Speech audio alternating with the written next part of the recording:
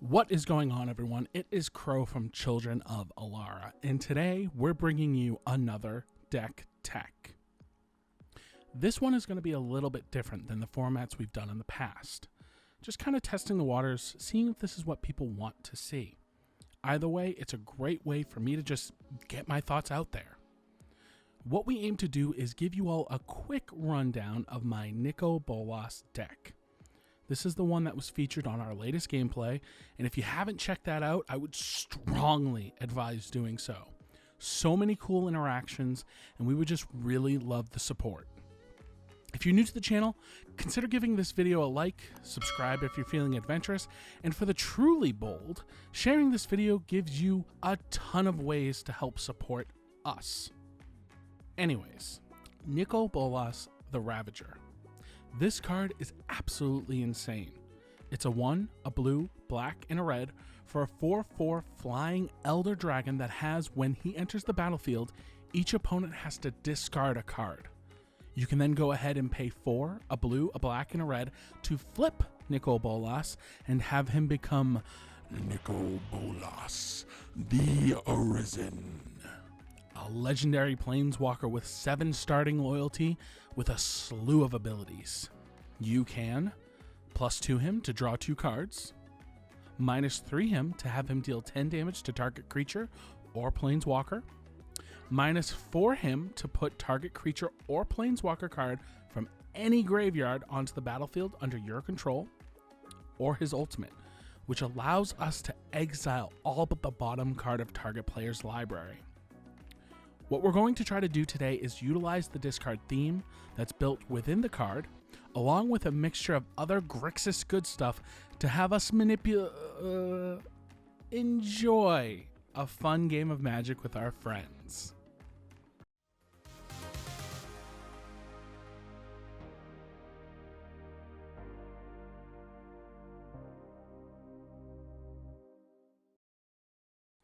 To start things off, we're going to talk about ramp. We want to make sure that Bolas is out as quickly as possible, and how we do that is through the usage of the standard ramp package. We have our soul rings, we have our thought vessels, our suite of talismans, chromatic lantern, mox amber, and arcane signet to give our mana some color, and we even have jeweled lotus. All of these artifacts help us quickly and efficiently get our commander out and depleting our opponent's resources and using them for our own. Next up, we have the tutor section. We want to play with the cards that are in our deck and close out games using our combo pieces as quickly as possible. So these tutors allow us to grab what we want and what we need for when the time is right. We have things from Mystical Tutor to Grim Tutor, all the way up to Demonic Tutor and Vampiric Tutor. These 4 cards allow us to easily adapt to any situation that may be happening on the battlefield. Next, I want to talk about our mana base. We run all 4 fetches, shocks, and checks within the Grixis color pie, with all but one of the battle lands. The rest of the mana base features some utility lands, such as Command Beacon, since Bolas will come out early and be susceptible to a lot of removal, Reliquary Tower, so we don't have to discard down to hand size, Karn's Bastion to allow us to dump mana into giving us more loyalty counters, and we also have Mana Confluence and Command Tower to give us any color we need. The rest of the deck is filled with basics covering all 3 colors to ensure we have maximum coverage. Next, we have the assist section of the deck tech. We have 2 cards in this section that will see our planeswalkers have adequate offense and defense when they're on the battlefield. First, we have Deep Glow Skate, which is a 4 and a blue, which when it comes into the battlefield, we get to double any of the counters on all permanents on the battlefield. So that means our commander and any of the other planeswalkers we have access to will be able to double any of those counters, essentially surprising our opponents with each one of our Bolas's ultimates that are about to go off. Next, we have Shark Typhoon, which is a snazzy enchantment for 5 and a blue, and it allows us to create an XX Shark creature token with flying, where X is any non-creature spell that we cast mana cost. So if we're playing a 1-drop, here's a 1/1 chump blocker. But with some of the other cards that we'll be going over in this deck tech, those numbers get big, fast. And finally, we have the closers of this deck tech. Some of these cards just have people concede, while others synergize really well with our commander, as well as with each other. First up, we have Expropriate. It's 7 blue, blue. Remember that Shark Typhoon I was talking about before? For sorcery, Council's Dilemma. Starting with you, each player votes for time or money. For each time vote, we get to take an extra turn after this one.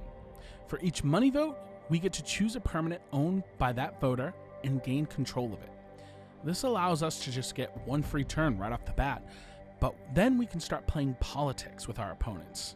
Hey, listen, I don't want to take your stuff, but I will if you vote for money. So instead, why not just give me a little more time?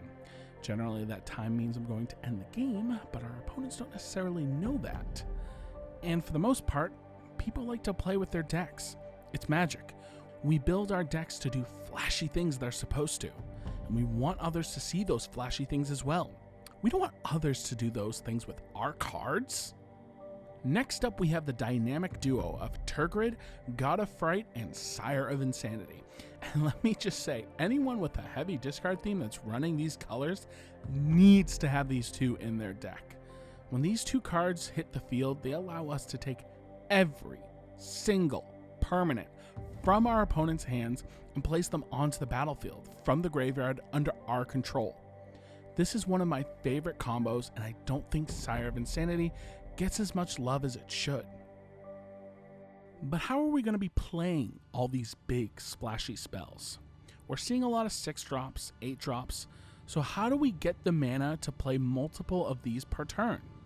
Well, luckily for us, we just need to get up to 10 mana. Once we get up to 10, that's when we cast Omniscience, which allows us to cast spells from our hand without paying their mana cost.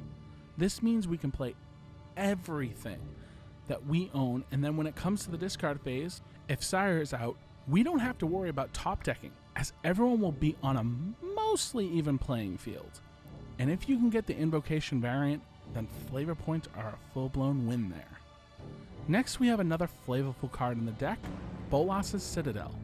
It's a 3 black, black, black artifact that lets you look at the top card of your library at any time, and then you can cast those cards without paying their mana cost. If you do need to pay life equal to the CMC. That's not all. The Citadel also allows us to sacrifice 10 non-land permanents to deal 10 damage to each opponent. The perfect way to close out a game from right underneath someone's nose. Next up, we have Cyclonic Rift, and I know, we've all heard it, Cyclonic Rift, it needs to go in every single deck. But this card is a staple within any blue deck. 1 in a blue to return target non-land permanent you don't control to its owner's hand, but you have the option to overload it for 6 in a blue to change the word target to each. So you're essentially wiping the board of any artifact, creature, or anything else problematic that stands between you and victory. If you pair that with Sire of Insanity, then they have to discard all those cards that we just bounced. Last but certainly not least is Torment of Hailfire. This card is insane, both thematically within a Bolas deck, but also just a card itself. For X, a black and a black, you repeat the following process X times. Each opponent loses 3 life unless they sacrifice a permanent or discard a card. Again, if you're comboing this up with any of the cards that see our opponent discarding and drying up their resources, our opponent is going to be forced to either sack their permanents or lose life. Perfect way to end off a game if you're dumping all your mana into it. At any rate, this was Bolas the Ravager. It's one of my personal favorites and was one of the first decks I constructed when I got into Magic. It was a modern deck at the time, so seeing this commander iteration brings me so much joy. If you want, feel free to check out the full deck list on our tapped out profile. And most importantly, tell me what you think. Do you play with any of these cards? I mean, obviously, Cyclonic Rift. Yeah, you probably do. But if there's anything else you want us to see brew next, let us know in either the ether down below or on our Twitter. Also, all the cards that I showed today are versions of cards I own personally within the deck.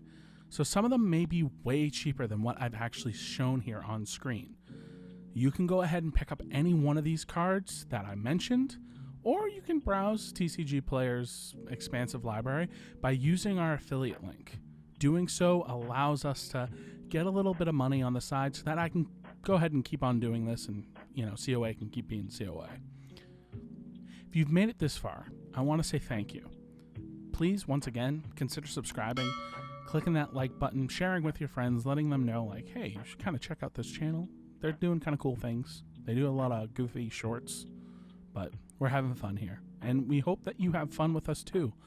We're actually hoping to hit 500 subscribers. If we do, we're going to be giving away I think it's a polluted delta. We're giving away 3 fetch lands. One, if you're following us on Twitter and we hit 750, which it seems like at time of recording this audio, it's going to happen.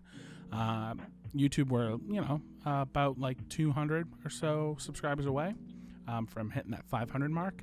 And then 200 TikTok followers. If we hit that, then we'll be giving away, I think it's a Scalding Tarn extended art. So, ooh, flashy. But yeah, really cool stuff. And again, thank you so much for hanging out with all of us. So consider giving all those buttons a ring-a-ding-ding. I've been Crow. You've been you. Stay classy, Planeswalkers of the multiverse. And I will see you on the next video. Peace.